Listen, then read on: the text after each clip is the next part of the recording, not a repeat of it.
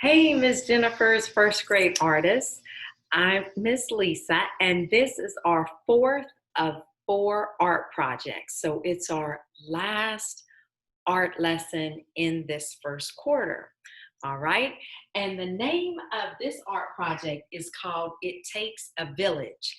And what I want us to do is pick an animal character from a favorite book, or you can pick an animal character from the story that I'm going to read you and give it a personality and use color with it. I ended up choosing a fox because I love trickster stories. And sometimes in trickster stories, the fox is the cousin to the coyote. Now, in other Native American stories, the fox is also the grandma who kind of makes sure that everything is lining up on Earth. So there's a lot of different personalities. And to some degree, I put my own personality in with this fox character, and that's why I use the glasses, like mine. All right. So the Native American story that we will be reading today is called The Rainbow Makers, and it's an Achumawi legend. And the Achumawi people live in Northern California near Mount Shasta. Okay? And I'll read it to you. This is a beautiful painting done by Red Wing T. Nez, who is a Native American artist. And I have this for you on your lesson plan. I took a photograph of it. One winter, so many winters ago, that even the oldest Native American can't remember, the clouds darkened the world, and the rain began to fall, and the trickles turned into streams, and the streams turned into rivers, and the rivers became raging torrents that washed away trees and filled animals' burrows. Where is the blue sky? The animals wondered. I'll find it, said Eagle, and he flew away. Remember, that was our last art project, was the one about the eagle. Well, the animals waited, and finally Eagle returned. I flew as far as I could, he said, but there is only rain. I flew as high as I could, but there are only clouds, and I could not find the blue sky. So the rain kept falling, and the Achumawi Indians who lived near the river got worried too. It had been raining so hard and for so long that the Achumawi men couldn't hunt and could not catch fish. The Achumawi women couldn't dry the hides of animal skins or cook, and the Achumawi children couldn't gather roots or berries to eat. Shaman, and this means a medicine person, we must do something to stop the rain, the Achumawi said to the shaman. So the shaman put on his finest blue jay feathers and picked up his turtle shell rattle, and chanting loudly, his seed pod and shell anklets were jiggling, and the shaman danced his finest stop the rain dance. But the rain still continued to fall. And the next pages, y'all, do not have pictures, okay? So that's why I'll continue to stand and read. Coyote's been on Earth longer than anyone else, said the shaman. He will know what to do. So the Achumawis found Coyote huddled in the back of the cave trying to stay dry. I will ask Old Man Above to stop the rain, said Coyote. And he shook out his matted fur and he threw back his head. Send back the sun, he howled, and the thunder boomed, and the lightning cracked, and the rain continued to fall, and the storm is so loud that Old Man Above cannot even hear me, said Coyote. Take your people and climb to the very top of Mount Shasta, and I will meet you there. So the Achumawi sloshed up the muddy trail to Mount Shasta, and Coyote headed down the path to find Spider Woman. Well, Spider Woman was mending her rain-soaked web when Coyote found her. Will you help me bring back the sun? Asked Coyote. Oh, I'm too old and tired, birds, said Spider Woman.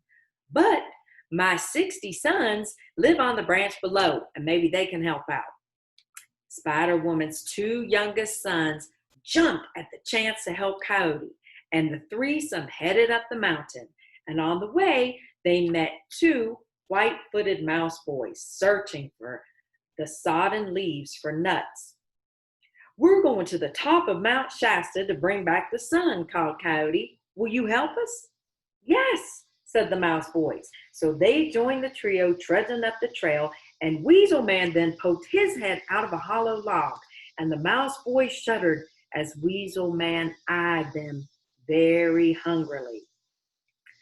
We're going to bring back the sun, said Coyote. Will you come with us? Weasel Man, soaked to the skin and too miserable to chase the mouse boys, was ready to do his part. They hadn't gone far when they came upon Red Fox Woman digging mud out of her burrow. And when Coyote asked her to join them, she replied, I'll do anything I can to help stop this rain. Me too, said Rabbit Woman, jumping out of her nearby bush where she had been hiding from Fox. Coyote, the Spider Brothers, the White-Footed Mouse Boys, Weasel Man, Red Fox Woman, Rabbit Woman plodded up the muddy trail. And at the top of the mountain, the Achumawis were waiting. When the animals caught sight of the warriors' weapons, they shivered. What is your plan, Coyote? Asked the Achumawis. Old Man above didn't see your Stop the Rain dance, and he didn't hear my howls for help, said Coyote. Someone must climb up to the clouds and whisper in his ear. Who? They asked. The Spider Brothers, of course, announced Coyote. But they're the smallest and weakest of all, everyone said. How can they reach the clouds if we can't? It's because they are the smallest that they can reach the clouds, said Coyote. We will just blow them up. But how will we get down? Cried Spider Brothers. After you speak with Old Man above, you can swing down then on your webs, explained Coyote. Shaman, call forth your best bowmen. So two warriors stepped forward. Aim straight and sure, said Coyote. You must hit the same spot in the clouds. Side by side, the arrows flew through the air, piercing a hole through the dark clouds, and a glimmer of blue sky shone through. Now, blow, commanded Coyote. So the Achumawis puffed, and Weasel Man wheezed, and Red Fox gasped, and White-Footed Mouse Boys huffed, and Rabbit Woman sputtered, but they were barely able, with all that air, to lift the Spider Brothers up off the ground. The climb was too hard, and we are too tired, they complained. If we're going to blow up the Spider Brothers, which means like blowing them up to the sky, y'all, all the way to the sky, we must work together, howled Coyote. Now, blow them up to the sky. The animals and Achumawis filled their cheeks with air. The Spider Brothers jumped as high as they could. Whoosh! The Spider Brothers were blasted up into the sky, inches from the arrow hole that the air ran out. And then the Spider Brothers began to fall. Blow them up to the sky again, howled Coyote. And with the last breaths in their bodies, the animals and the Achumawis blew. And the Spider Brothers stretched out all of their 16 legs, because there was two of them, and caught a corner of the cloud, and everyone cheered as the Spider Brothers disappeared inside the hole. What are you doing here? Roared Old Man above, a lightning bolt clutched in his mighty fist. The Spider Brothers cringed. Well, we have a message for you, they squeaked. Old Man above hurled the lightning bolt to the earth. Well, what do you say then? Speak up, he thundered. Please send back the sun, the Spider Brothers shouted. Old Man above scratched his head and he looked around. How'd y'all get here? He asked. The Spider Brothers, all of their legs shaking, climbed up Old Man above arm and told him the story. Beaming as brightly as the morning sun, Old Man above laughed. Coyote and Man, weasel and mouse, fox and rabbit all working together? How wonderful. So Old Man Above peeked through the arrow hole, and the clouds have cried enough tears, he said. So he pulled the sun from his pouch, placed it in the sky. Thank you, cried the Spider Brothers. But I can't have people shooting holes in my clouds and you spiders crawling up here every time you get wet, said the Old Man Above, shaking his finger. Perhaps you could give us a sign then to let us know when the rain is over, suggested the Spider Brothers.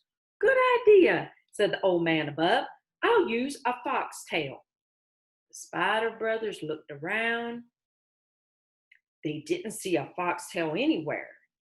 You must imagine one, said Old Man Above.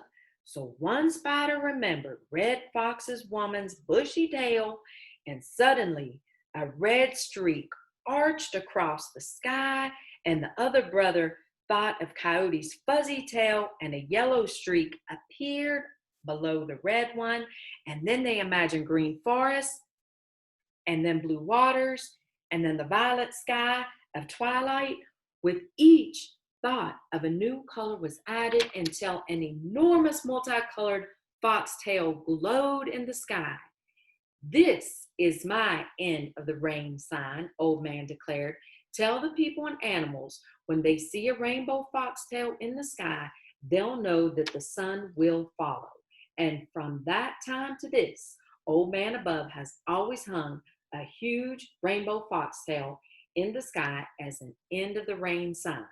And in honor of the brave Spider Brothers, a tiny rainbow glistens in each spider web. So, y'all, that is one story about how different groups of beings can come together and create a solution to the problem. And I feel like that's a lot of what's happening now in our lives. For instance, just for me to get up here and read this and do my demo, I have had my TA, Ms. Ashley, help me. I have had Ms. Bree help me. Ms. Megan helped me put some things in the computer. So it takes a village to get a project done.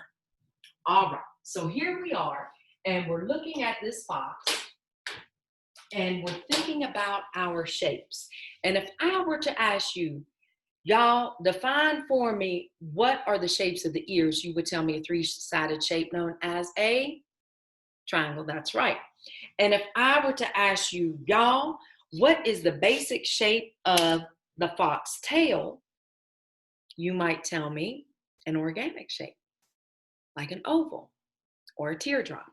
And then if I'm to ask you kids, what is the basic shape of the body of this fox, you might tell me, that's right, an oval. Okay, so we're thinking about shapes as we're designing our animals. So this was my fox. I've got a lot of triangles here. And of course, in the background for my negative space, I've got this moon or sun that's more of a circle shape, and then some circular pattern designs in the back. When we think of colors that are red, yellow, orange, we call them, that's right, warm. And when we think of colors that are blue, purple, and green, we associate those more with water or rain or cooler things. We call those, that's right, cool colors. All right, so here we go.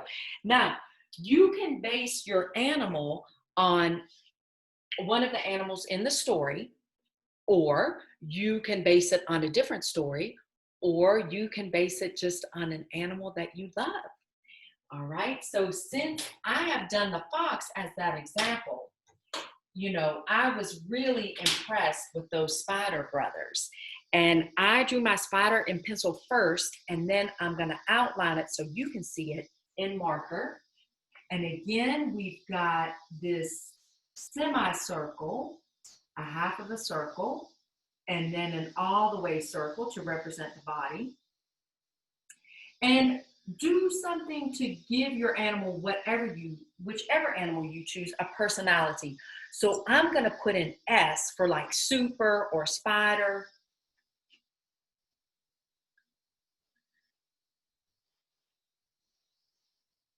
And remember, I drew all this in pencil first. That way, if I made a mistake, I could easily erase it. And then I'm going to do some eyes here. And then, of course, we know a spider has how many legs? Right, 8. So you want 4 on each side, okay? And just like how we talked about symmetry with those butterflies, if you do a spider, you can also be thinking about symmetry. Like if you were to draw a line right down the center, it would be half the head, half the body, and 4 legs on each side. So, and I'm gonna create some texture of fur. That means the feeling of something. And when we're drawing it, we even call it implied texture because I can't feel the fur on there, but I can see it.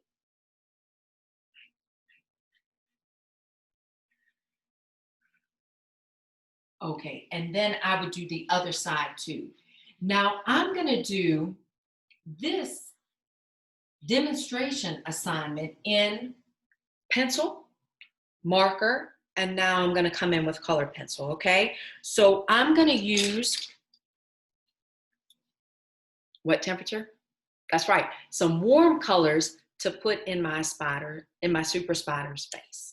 I'm gonna start with the lightest color first. And I'm going to shade in the direction of my shape. So I'm not going to go up and down, and I'm not going to go straight across. I'm going to curve it to support that form.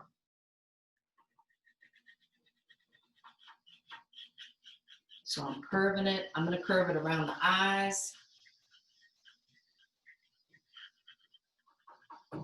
And then I'm going to curve it on the other side. I'm also going to bring this up. Okay. And then this is a very light color. Yellow is the lightest color on the color wheel. Now I'm going to come in with my more medium color of orange before I go into my darker tones. So I'm going to come around the eye. I'm going to still keep some of the yellow showing.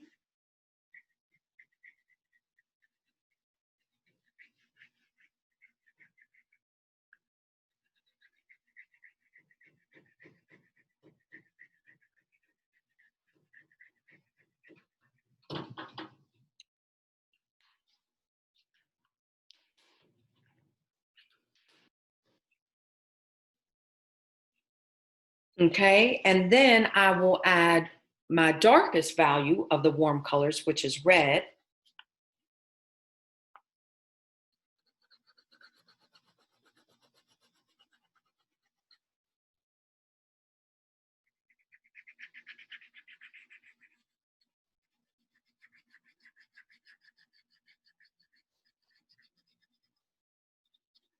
And if I want to, I could carry on with warm colors for my body, or I could switch it up and use some light green and dark green, and then maybe repeat the warm colors in the legs.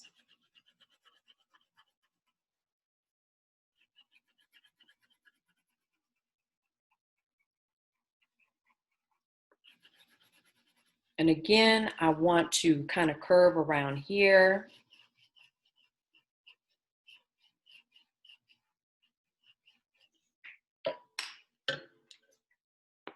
And then I would go with a darker blue around here. And after you have done your main animal, choose a simple background. So I, for myself, would probably choose a simple spider web with maybe a little hint of a rainbow coming through, like it's suggested in that story. I would do it in pencil first, but so you all can see me.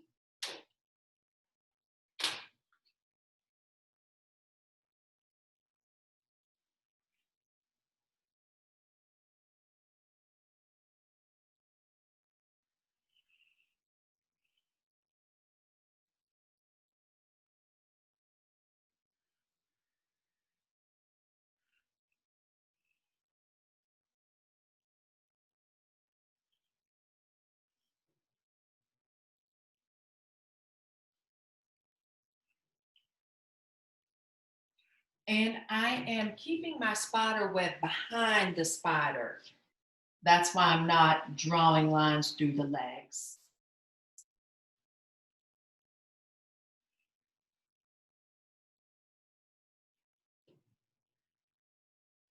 And then I could choose to do a rainbow in here, or maybe some pink, some purple, since I haven't used them in the negative space. Negative space means the space where nothing exists, where there are no objects. So that's it. Our It Takes a Village project. You choose whatever animal you want. Think about shapes as you're doing this. Think about a color scheme. Give it a personality and have a great time with this last lesson plan. And then I will see you again third quarter, because second quarter you'll have dance. All right, Miss Jennifer's class. Um, Happy art making, and I can't wait to see what you've made. Bye.